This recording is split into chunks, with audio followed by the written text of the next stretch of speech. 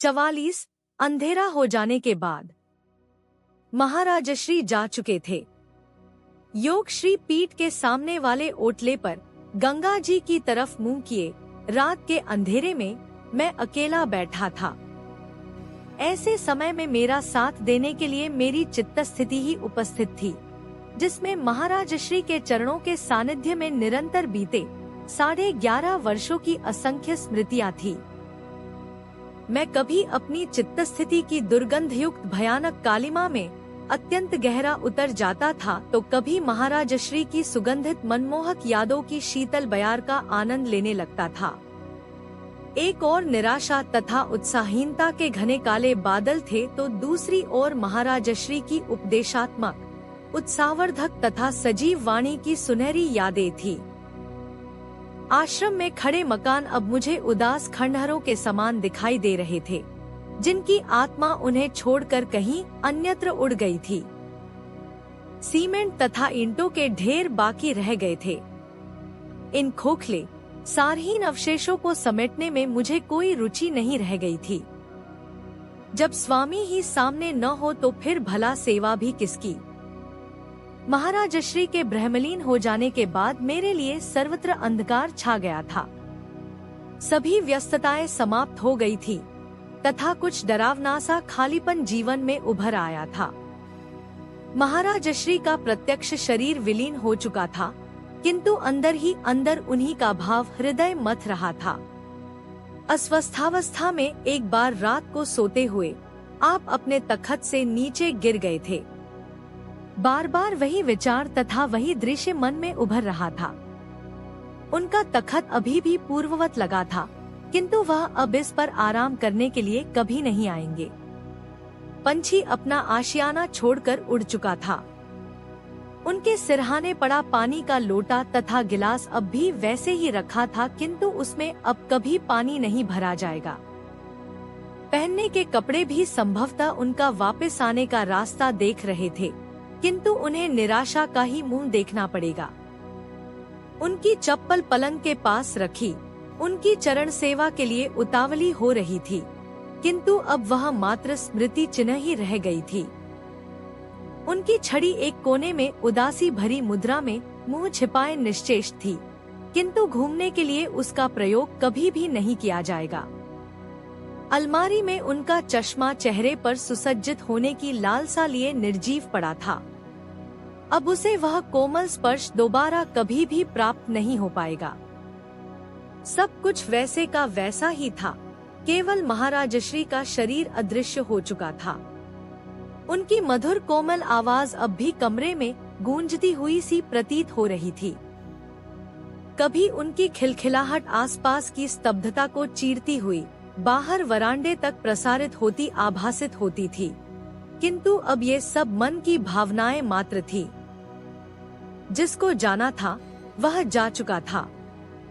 अब न कभी उनका कोई पत्र आएगा, न ही कभी किसी के हाथ कोई संदेशा, न ही कभी आवाज देकर बुलाएंगे, न कभी पानी मांगेंगे। रात को महाराजश्री के तखत के पास ही जमीन पर मैंने अपना बिस्तर बिछा लिया था।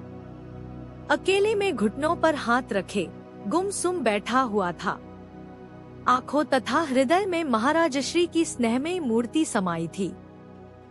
अब मेरे पास कोई काम न था। मेरा सब कुछ लुट चुका था। महाराजश्री का स्मरण ही अब मेरा एकमात्र धन था।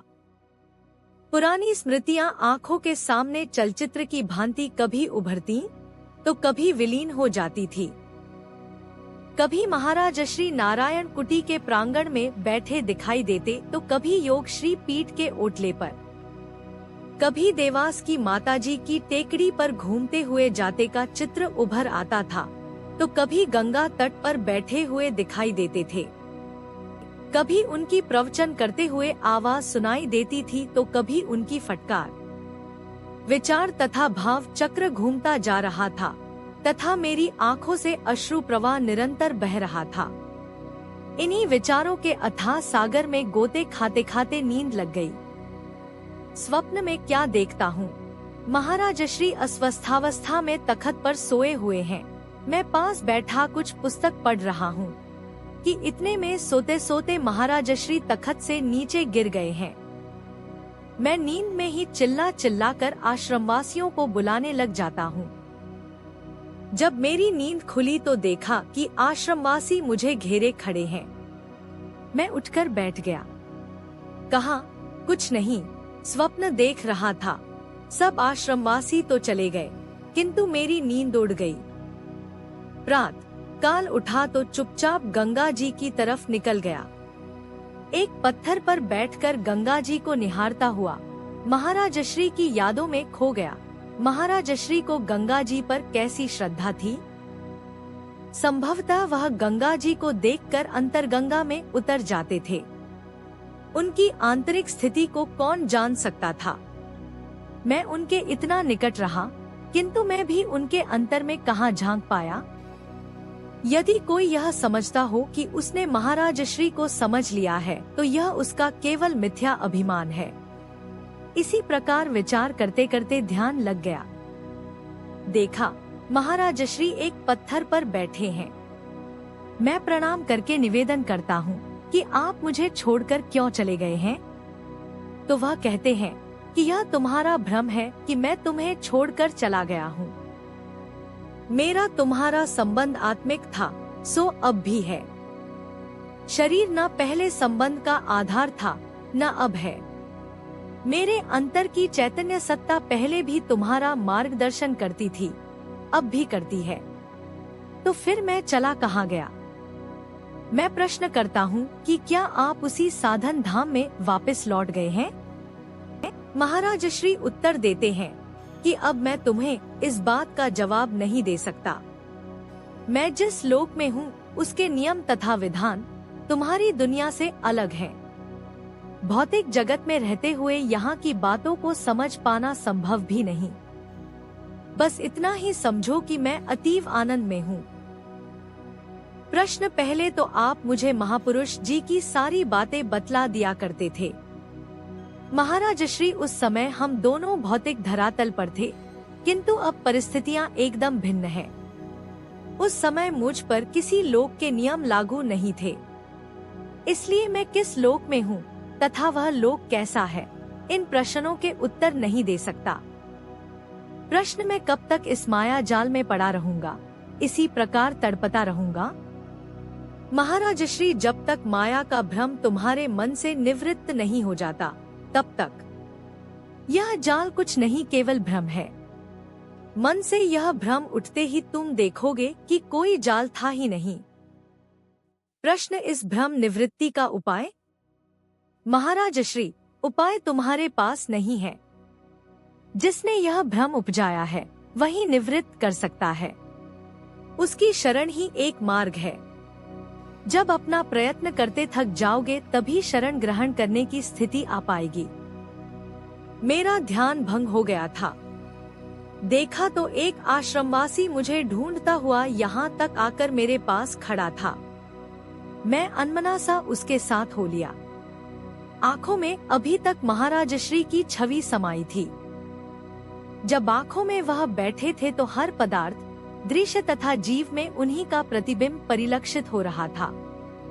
जो आश्रमवासी बुलाने आए थे वह भी महाराज श्री ही दिखाई देने लगे थे। योग श्री पीठ की सारी व्यवस्था जमाकर मैंने देवास के लिए प्रस्थान किया। कई वर्षों के पश्चात यह प्रथम अवसर था जबकि मैं महाराज श्री के बिना अकेला यात्रा कर रहा था। मन एकदम उदास था। देवास के आश्रम में जाकर लोगों को क्या मुंह दिखाऊंगा।